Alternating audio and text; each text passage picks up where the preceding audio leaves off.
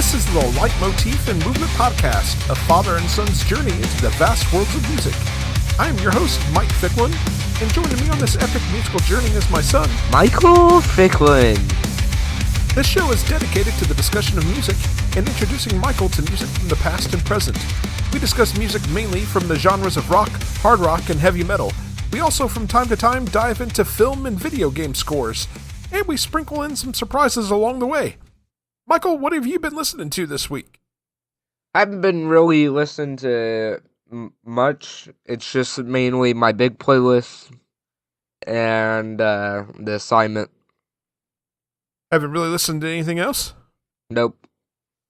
I got a chance to run through the entire discography of a band called Arch Echo. They are an instrumental progressive metal band from Nashville, Tennessee, and let me tell you, what an absolutely amazing listen. Their sound includes elements of jazz fusion and djent. It kind of reminds me a bit of Syncato and Periphery.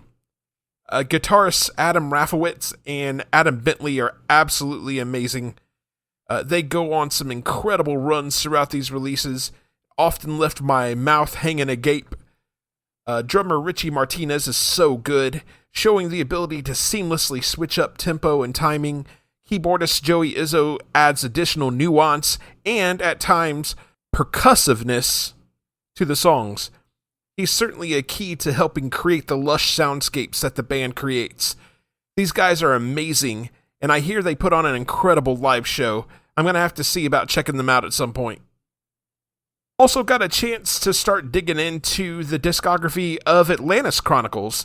I've listened to the first 3 releases, Against the Sea, 10 Miles Underwater, and Barton's Odyssey, from this amazing technical death metal, prog death metal band out of Paris, France. Musically, these guys are absolutely spectacular. I've come away very impressed with the complexity and technical mastery of the band. Blistering drums, crushing guitars, and blood-curdling growls. Their albums take on various nautical exploration themes. I'm really looking forward to listening to more from these guys. Also got a chance to check out the brand new record from Rivers of Nile, self-titled Rivers of Nile, and it's the 5th full-length from the technical death prog metal band out of Pennsylvania, and it does not disappoint. The band continues to show its growth despite the departure of vocalist Jake Diffenbach. Despair Church is one of my favorite tracks that Rivers of Nile has ever done. I feel like there's a bit of a post-rock influence to it musically. It has a killer outro featuring a sax. Another outstanding song on the record is Water and Time. It's perhaps the most melodic song in their catalog, featuring mostly clean vocals. There's a terrific sax solo and some ethereal synth work on that one. Moves between mellow and heavy moments with ease. I think we might need to do a full review on this one in the near future, Michael. This is my undisputed pick of the week. High praise. It's outstanding, dude. Last thing I got a chance to check out was the brand new record from Syncato titled Memento. Charlie Robbins's Syncato is back with another collection of incredible songs. Charlie is an amazingly talented guitarist. His music always takes interesting turns. He shows off a multitude of styles and influences across multiple genres. I always hear a bit of Latin influence in his music. You also get some djent, jazz, classical, and even some Asian flavors on this album.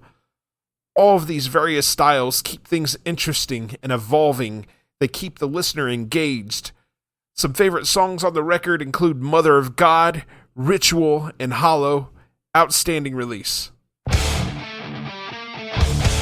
So we will move into our next segment. This is The Art of Discovery, wherein we take a listen to some unsigned bands or maybe bands that you've not heard of or deserve a little bit more love.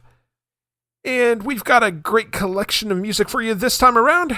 We're going to start out with a metalcore band out of Helsinki, Finland by the name of Awaken the Fire, and this is their song, Slither.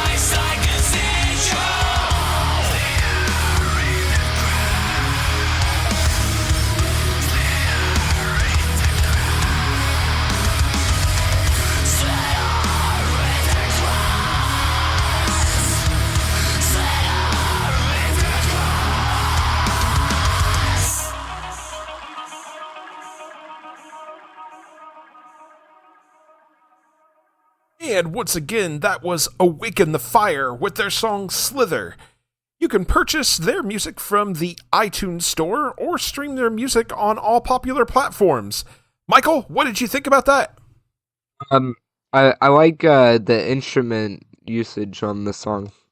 Yeah. And vocals. Yeah. It goes hard. All right. Our next song is from a melodic progressive rock band out of Long Island, New York. This is Bear or Battleship with their song Tonight is the Night.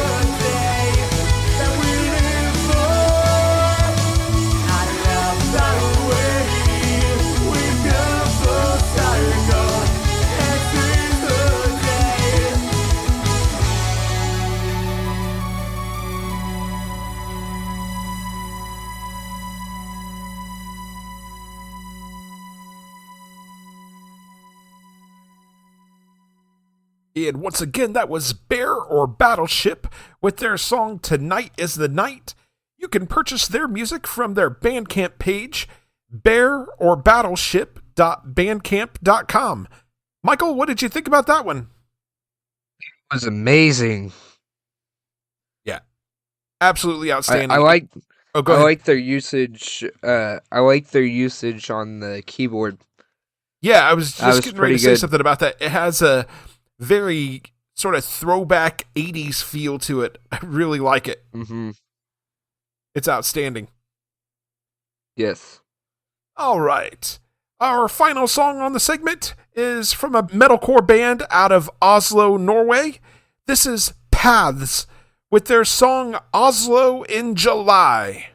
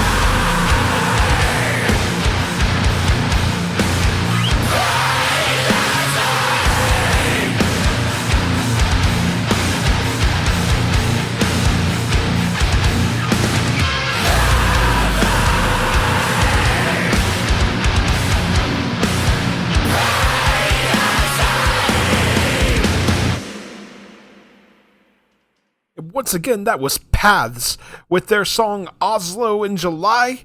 That comes from their A Cause to Revolt EP, and you can purchase their music from the iTunes Store or stream their music on all popular platforms. When you're looking for these guys, search for Paths NO to find the correct band. Michael, what did you think about that one? They did pretty good job on this song. That entire EP was so good, and the song Oslo in July absolutely blew me away. Michael, do you have anything else? I just want to say thank you to all the bands that allow us to listen to the music on the show. Absolutely. Yes, thank you very much to Awaken the Fire, Bear or Battleship, and Paths. All of the music was absolutely terrific. Thank you for letting us feature you on the show. If you would like to have your music featured on the show, feel free to shoot us an email at lightmovepod@gmail.com, or you can reach out to us on any one of our social media platforms, and we'd be happy to take a listen to your music, and if we dig what we're hearing, we'll play it on the show.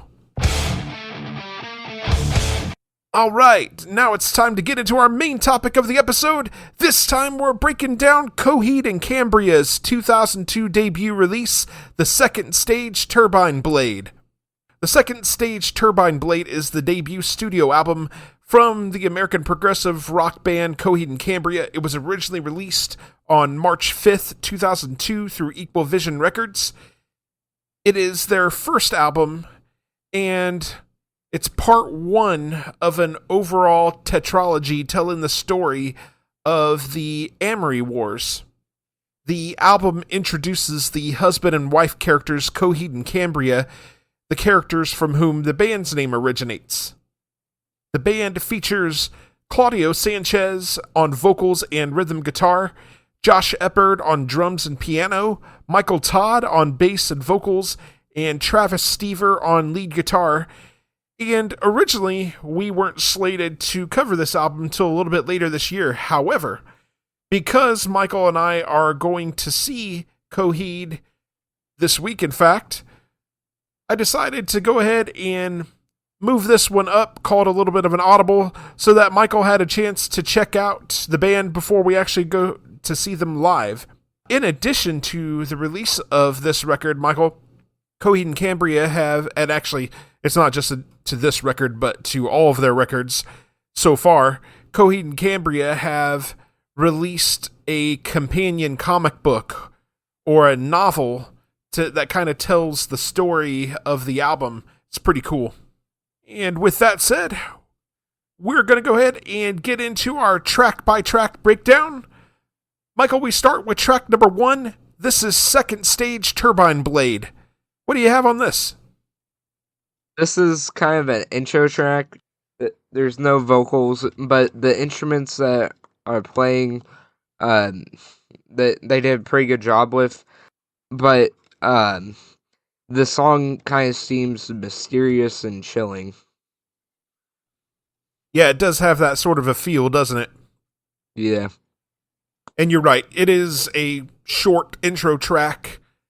This same melody is actually heard several times in the Coheed and Cambria discography. It generally represents a shifting of scenes and or the passage of time in the story.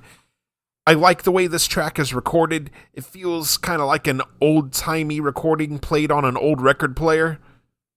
Sounds pretty cool. Anything else on that before we move on, Michael? Nope. All right. So we'll move to track number 2. This is Time Consumer. And right here, Michael, I'm going to ask, do you want to go ahead and give your thoughts first, or do you want me to dig into a little bit of the story first and then you give your thoughts? Story. Okay. So, the story on Time Consumer. This song deals with the characters of Coheed and Cambria poisoning their 2 youngest children, Matthew and Maria. Coheed and Cambria have been convinced by the evil Mayo Dettenwolf that their kids will bring about the end of the universe. It's a really profoundly sad song. Faced with an impossible choice as parents, Coheed and Cambria choose to kill their children in the most humane way they could. And with that said, Michael, I'm going to go ahead and let you get into your thoughts on the song. You told me it was dark, not this dark. I like how the song leads from like the previous song with the opening part. I like how it does that. I also like the drum work, but that guitar riff is just amazing. And the vocals are nice and high, meaning high note reaches, and this song is very catchy. Yeah, Claudio kind of reminds me a bit of Geddy Lee from Rush. Very high vocal range.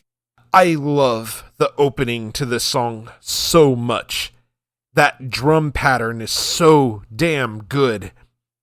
Joined by the guitars in a sort of melancholy, haunting melody. Just musically, this is one of my favorite songs on the record. I absolutely love the guitar work from Travis Stever and Claudio Sanchez. There's a tremendous bass line from Michael Todd. There's as previously mentioned, Josh Eppard's drums are so good on this. Claudio's vocal melodies are laden with regret and melancholy. During the chorus, you can really hear the conflict and hurt as the characters take their horrible actions. It's an outstanding song, but it is very dark. I thought it was going to be a happy conversation. Yeah, we're going to touch more on that as we get into the album here. I thought the Opeth record was dark. Oh, man. I've got all kinds of new dark stuff for you, my man. Michael, anything else on this one before we move on to track 3? Nope. Okay. So now we move on to track number 3. This is Devil in Jersey City. From a story standpoint, this song deals with Coheed and Cambria's oldest daughter, Josephine, and her boyfriend, Patrick. They are out on a date when they are attacked by a gang of youths. Josephine is brutally raped during the attack. Michael, what are your thoughts on this song?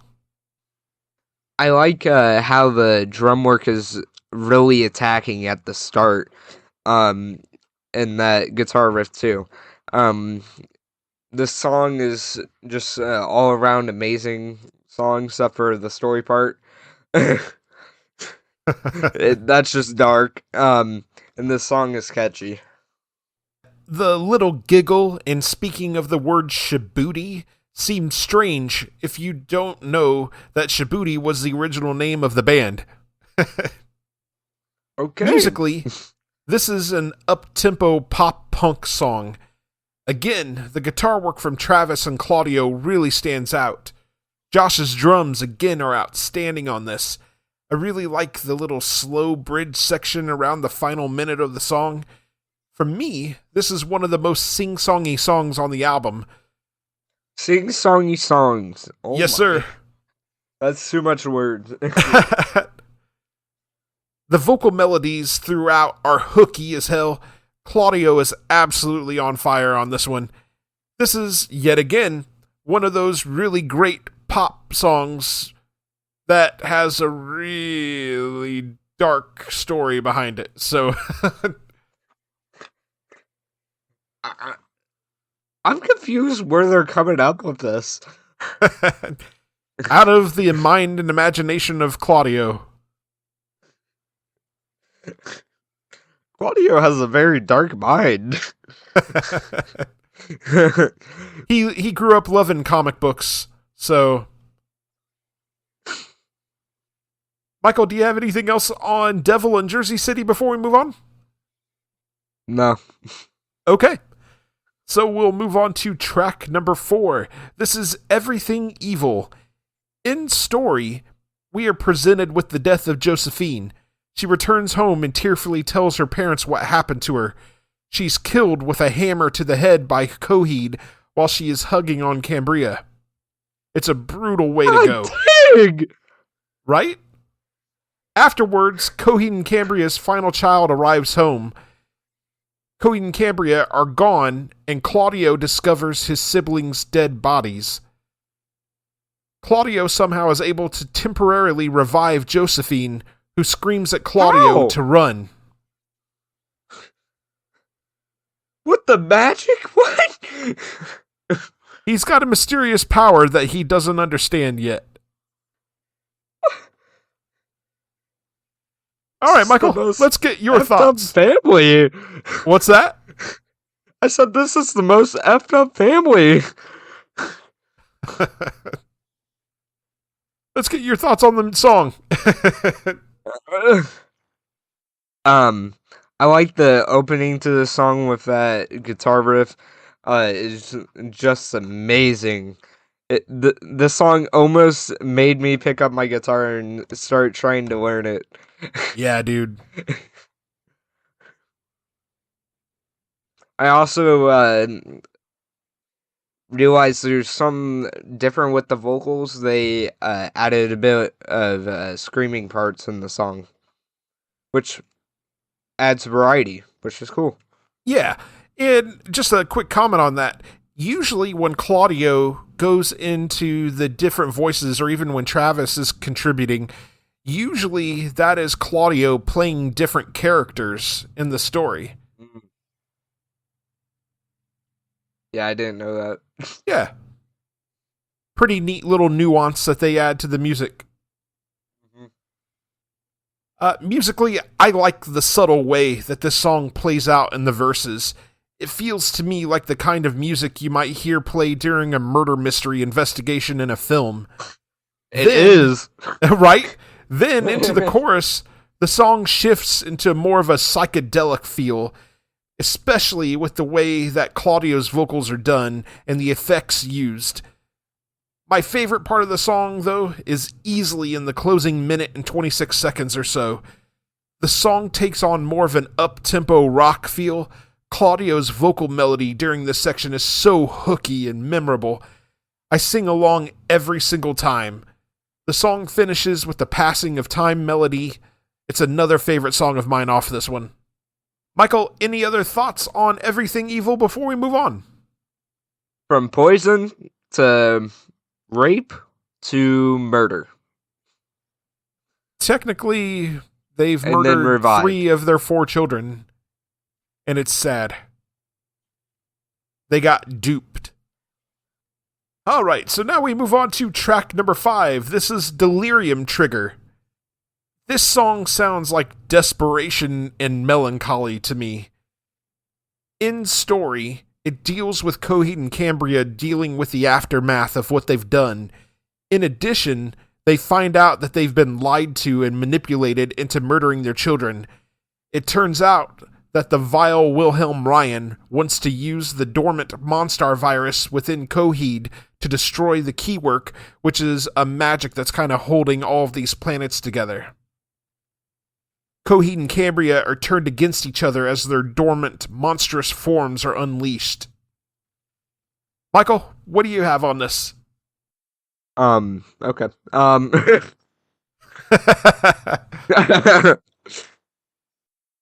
This opener to the song is amazing and different. I also like the vocals on this song. There are some really nice high notes hit on the song. And I like the ending to the song because it's nice and eventful.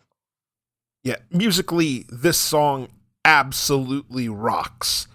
The guitar riff on this song kicks so much ass. Again, Josh Eppard absolutely kills it on the drums. You can hear the pain and misery coming through in Claudio's vocal delivery.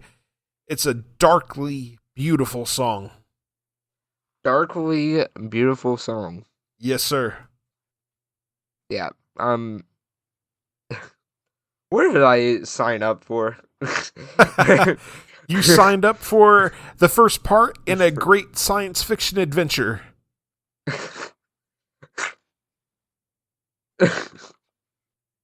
Having a hard time with it, aren't you? I'm just lost. Makes more sense when you can read the whole story. I'll have to share it with you. Let you read the comics. Alright. anything else on Delirium Trigger? No.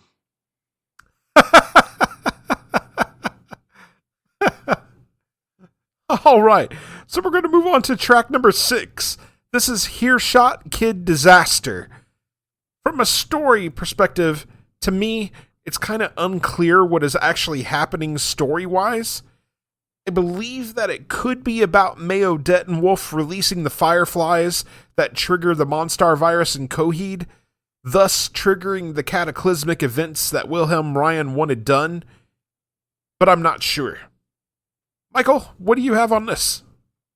All I heard was gibberish when you were explaining that. The song has a different opening, but this song is catchy, and the drum and guitar riff is amazing too. Yeah, that guitar riff is just funky. Funky. Yes, sir. I really like the funky beginning to the track. And then it goes into the song proper. It's another hooky, poppy song that begs you to dance. We get a bit crunchier and heavier in the chorus. Josh Shepard just kills it on the drums again on this one. The vocal melody through the verses and chorus are memorable and hooky. Yeah, I love the song. Good song. Michael, any other thoughts on Hearshot Kid Disaster? No. Okay. So from there, we move on to track number 7. This is 33. From a story perspective, this is about Josephine's boyfriend, Patrick, getting caught by Wilhelm Ryan's monstrous Constantine priests. Michael, what do you have on this one? What did you say? So the Constantine priests are kind of zombie servants of the main villain of the story. And they are after Patrick. How are they after Patrick? What'd Patrick do? I think, if I remember right, and it's been a while since I read the story, but I think if I remember right, they're after Patrick because they think he might know where Claudio has disappeared to. Alright, this song is very fast on the guitar riff, and I like the drum work and vocal work on this song. Yeah, this goes really up-tempo. It kind of has a sort of pop-punk vibe going on. Again, I'm going to compliment Josh Shepard on his drum work. He's just outstanding. Lyrically, this is another really dark song, but the way that Claudio sings makes it feel upbeat. There's a lot of fun guitar work on this song from Claudio and Travis. A really good driving bass line from Michael Todd. This is another of my favorite songs on the record. Michael, what else do you have on 33? Nothing. All right. So we'll move on to track number 8. This is June Song Provision. From a story perspective, this song is like a goodbye love letter from Claudio to his girlfriend Awaken. Claudio is running and trying to get off planet to get away from Mayo Dettenwolf. Michael, what do you have on this one? I like the real gritty guitar work on this song. Also like the vocals. Oh, and the vocals seemed in the distance on this song too. Yeah, there are times when it kind of feels like they're kind of moved to the back of the mix. Mm-hmm. Musically, this is definitely one of the most interesting songs on the record. There's a lot of interesting musical changes on this one. My hat is off to Josh Shepard on this with the number of changes that happen. It's a very complex song. I really enjoy the final minute and a half or so of this song. There's multiple vocal harmonies happening. Rhythmically, the music feels very complex, but still has such a great hook. Great way to close the song out. Michael, what else do you have on June Song Provision? Nothing. Okay. So we'll move on to track number 9. This is Never Ender. From a story perspective, this appears to be about Claudio and his travels, time spent on the run. He's made it to another planet, and he's doing his best to dodge soldiers and the Constantine priests. He's trying to bury his past and separate himself from his family in Nuo in hopes of being able to make it through. Michael, what do you have on this one? I really like the riff on this song, guitar riff on this song. Also like the vocals, they're just amazing. I love the drum work and the high notes hit on this song. Yeah, musically, this is another fun and interesting song. The main guitar riff through the verses has a solid driving rock hook to it. Claudio's vocals are tinged with sadness and a bit of regret. This is the bluesiest song on the record by far. There's some really solid bass work on this as well. It's a great song and sets an appropriate melancholy mood. Michael, what else do you have on Neverender? Nothing. By the way, I really like the title of this song. I just think it sounds cool. I thought it said Never Surrender. No. In fact, the band would later on adopt the name of this song for the name of a series of concerts that they play, where they will play like 4 or 5 albums from start to finish over the course of a couple of nights. All right, so now we're going to move on to track number 10. This is Godsend Conspirator. From the story perspective, here we go with another disturbingly dark lyrical theme that is set to a more up-tempo song. Regarding the story, this song deals with Claudio's uncle Jesse, Coheed's brother, watching his lover Mariah getting caught by Mayo Dettenwolf and ultimately killed. Mariah was the leader of a rebellion against Wilhelm Ryan. Michael, what do you got on this one? What the I like how creative this riff is on the song. I love it. Also love the drum work on this song. And the vocals, they all fit together so well on this song. Yeah, there's some excellent bass work on this song too. The main guitar riff feels kind of light in tone. Maybe like something you'd hear in like a 90s teenage comedy. However, the music in the chorus is darker and more sinister. Again, there are several interesting changes in this one. The closing section of this is definitely my favorite part of the song. There's such a sense of melancholy in Claudio's vocals. There's even a multi-part vocal harmony here. I really dig the guitar work in the closing section as well. As the song fades out, we hear the familiar passage of time, changing of scene melody. Michael, what else do you have on Godsend Conspirator? This song's probably my favorite, just mainly because of that guitar riff. It's just amazing. Man, you must love them stories about bad stuff happening to good people. Oh my! I didn't even say anything about the story! Everything in this album is dark. Right? It's super dark. But it's set to this really happy, poppy music. Oh, trying to remember record. This is starting to remind me of Opeth again. Just from the lyrical perspective? No, from the story perspective. Well, right, yeah. So from here, we get a little bit of a delay, and then we get into the hidden final track on the record. This is iRobot. From the storyline perspective, this song seems to be a lament from Jesse. He's being sentimental and reflecting on the losses of Coheed, Cambria, and Mariah.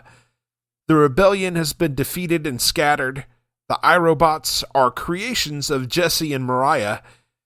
Jesse has never really had much affection for them. In fact, he destroys the defective ones. This song seems to be hinting that Jesse is starting to warm up to his creations. He's still got some fight left in him. Michael, what do you have on this one?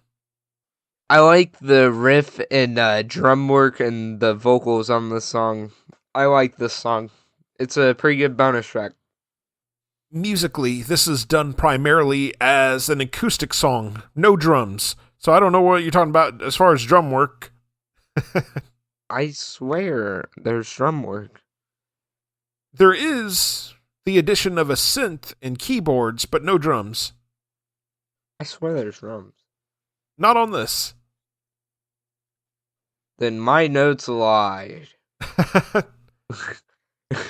During the chorus, there's this very 80s sounding computer synth effect. Claudio's vocals are delivered in this almost falsetto, definitely a higher pitch than usual. It's a song drenched in sadness and melancholy, but also perhaps a bit of hope. Definitely an interesting way to close the album out.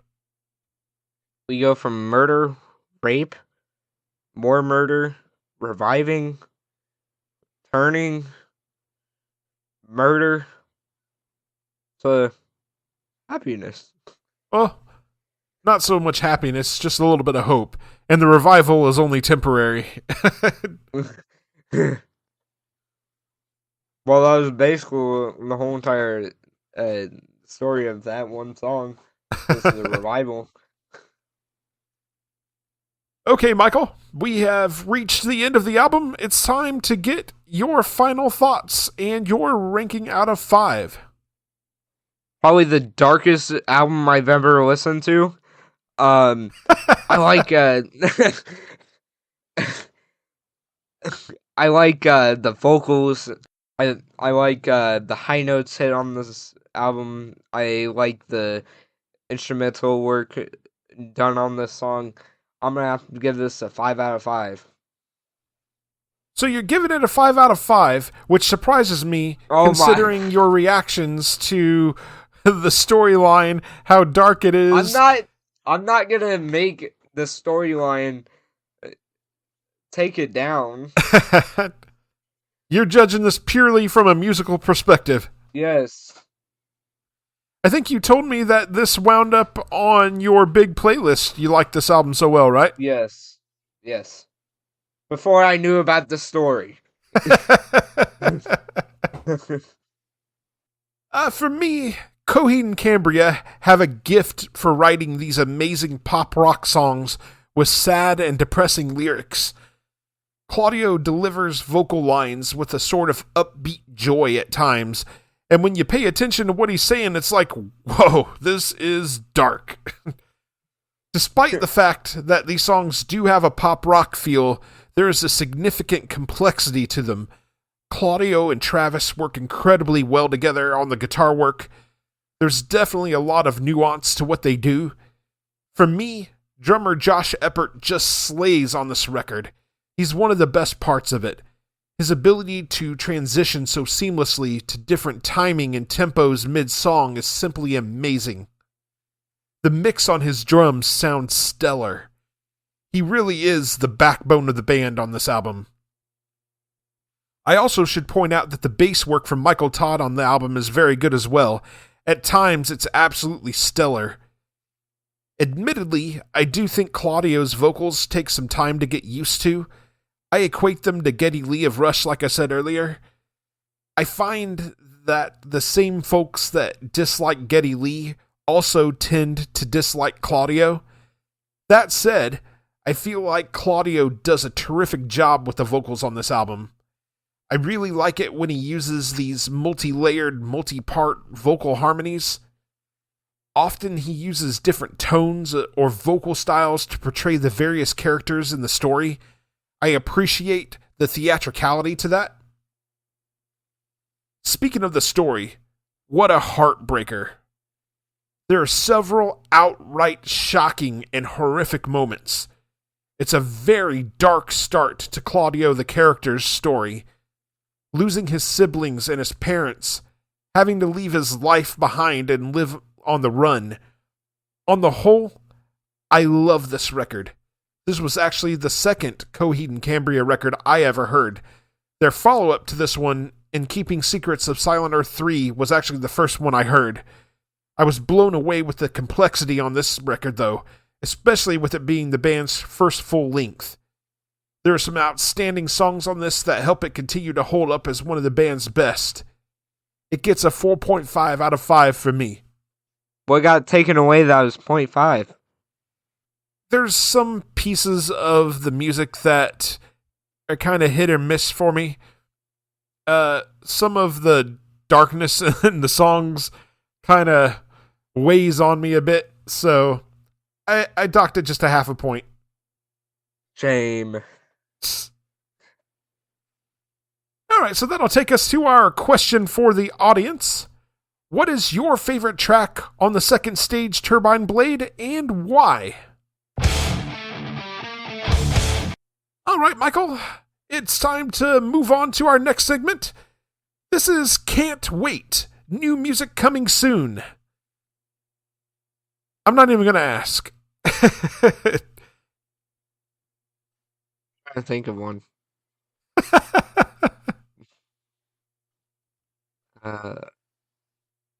Didn't that one band that we shall not be should not be named finish their fourth studio album finally? It's done. They just have not announced the title of it or a release date yet. That's on my list. I mean, it's kind of announced. They just haven't announced the name and date. They're going to work out the songs live and see how they go over. So, it's too bad we don't live in Australia. Australia? For me, there's several albums coming out here over the next couple of weeks that I'm looking forward to. On June 6th, Catatonia releases Nightmares as extensions of the Waking State. And My Chemical Romance is doing a deluxe re-release of 3 Cheers for Sweet Revenge, which is probably my favorite of their records. Then on June 13th, we got a trio of records coming out that I'm looking forward to. First one is from a band called, I believe it's pronounced Avkurvist, but I am not 100% positive on that. Their new record, Waving at the Sky, is coming. Also on June 13th, the new Fallujah record, Xenotaph, is coming. And then Metallica is doing a deluxe remastered edition of Load that I'm looking forward to checking out. And then recently announced, I heard that on July 11th, Born of Osiris is putting out their new album, Through Shadows. On August 29th, ELO is releasing their new record, Legacy. And on September 26th, Amorphous is releasing their new record, Borderland. So lots of good music on the horizon. So now we will move on to our listener feedback segment. And we did get a couple of pieces of feedback, Michael. I know you always enjoy this stuff. I do. So regarding our episode 22, which was on Soundgarden Super Unknown, Caustic Wave says, many thanks for featuring the upcoming new single Quicksand on the Art of Discovery segment. I've been featured on the podcast twice, and both times the main album featured has been one of my favorites. Last time it was Seven Dust Seasons, and this time it's one of the greatest albums ever, Soundgarden Super Unknown. My favorite tracks from this one are The Day I Tried to Live and Fell on Black Days. Both are outstanding songs. You can't go wrong with either of them. And albums. Excellent album. Mm-hmm. And then we got a response on Facebook from Frank McDonald. He says, there was a quote from somebody I read recently, might have been Dave Grohl, saying that Chris Cornell let Nirvana hear some of the demos for Super Unknown, and they were blown away. Not only because of the songwriting, but because they'd perfectly mixed the Beatles and Black Sabbath. I'd never thought of Super Unknown like that, but it's so true. I thought that was a really cool story, and he linked us to the actual video, so if you have a chance, Michael, you got to check it out. We also got a response to our bonus episode number 5, which was about the new Bragging Rights record. Bragging Rights says, just finished the review now, and I really can't thank you guys enough. Really, really kind words, and gave me a lift in my step for the week ahead. Thank you again. Thank you. We really appreciated the opportunity to get to check out the record early, and we really enjoyed the record, so thank you so much. We appreciate it. All right, Michael, anything else before we move on? Okay. So now we'll move on to our final segment. This is Michael's journey, discovering a song from the past. And this time, we're going to get Michael's thoughts on the Commodores' Easy. Easy comes from the Commodores' 5th studio album, titled Commodores. In 1977, it was released on the Motown label. Group member Lionel Richie wrote Easy with the intention of it becoming another crossover hit for the group, given the success of a previous single, Just to Be Close to You, which spent 2 weeks at number 1 on the U.S. Billboard Hot Singles chart, and peaked at number 7 on the Billboard Hot 100 in 1977. Easy reached number 1 on the Billboard Hot Soul Singles chart for a single week on July 16th, and number 4 on the Billboard Hot 100. The success of Easy paved the way for similar Richie-composed hit ballads, such as 3 Times a Lady and Still, and also for Richie's later solo hits. Easy was certified gold in Denmark, also gold in Italy, and platinum in the United Kingdom. And with that said, Michael, let's go ahead and get your thoughts on this song. I like the piano work on this song. Also, the vocals and the drums, they all work very well. And I also like the backup vocals. It makes sense why this song is a classic. I don't remember when the first time it was that I heard this song. I just remember liking it from the get-go. There's something warm and comforting about it. I really enjoy the piano work on this so much. There's also some brass and strings that help set the mood. Lionel Richie absolutely kills it on the vocals. He's got such a smooth voice. The song is a ballad discussing a man expressing relief after a breakup. Rather than be depressed, he's just laid back and chilled, not letting it get to him. Around the halfway point, there's the very distinctive sound of an electric guitar slide. Almost feels like it's out of place here. It's probably my least favorite part of the song, but it doesn't detract from my overall enjoyment of it. It's an absolutely outstanding song. Michael, let's get your rating out of 5 on this one. It makes sense why this song's a classic. I'm going to have to give this a 5 out of 5. Perfect scores all around from Michael on this episode. All right, Michael, so up next on your journey, we are going to talk about Crowded Houses, Don't Dream It's Over. And for our main topic, we'll be discussing Skid Row's 1989 debut release, Skid Row. Michael, I think you're going to like this. Is it another dark lyrics one? No, sir. I think you're going to really like this one a lot. Alright, I'm trusting you. All right. With that said, we want to hear from you. We will read your emails and messages on the show. We have only one request. Keep them clean. There are several ways to contact us. You can email us at lightmovepod@gmail.com. You can also reach us on several social media platforms: Facebook, Blue Sky, Instagram, Threads. Details on how to connect with us are in the show notes. We are part of the SPDM Crew Podcast Network. Check out all of the podcasts on the network by visiting spdmcrew.com. If you like the show, subscribe to us on your favorite podcasting platform and share with your friends and family. We are available on Spotify, Apple Podcasts, iHeartRadio, and a variety of other platforms. We are also on YouTube. Can't find us on your chosen platform? Shoot us a message and let us know. Leave us a 5-star review on Apple Podcasts. This helps us be found in the algorithm. Make them good and we'll read them on the air. Are you in a band and you'd like for us to check you out and possibly drop a recommendation on the show? Shoot us a message. We'd love to check you out and give you a shout. We'd like to thank you very much for listening to the Leitmotif and Movement Podcast. Take care and enjoy music.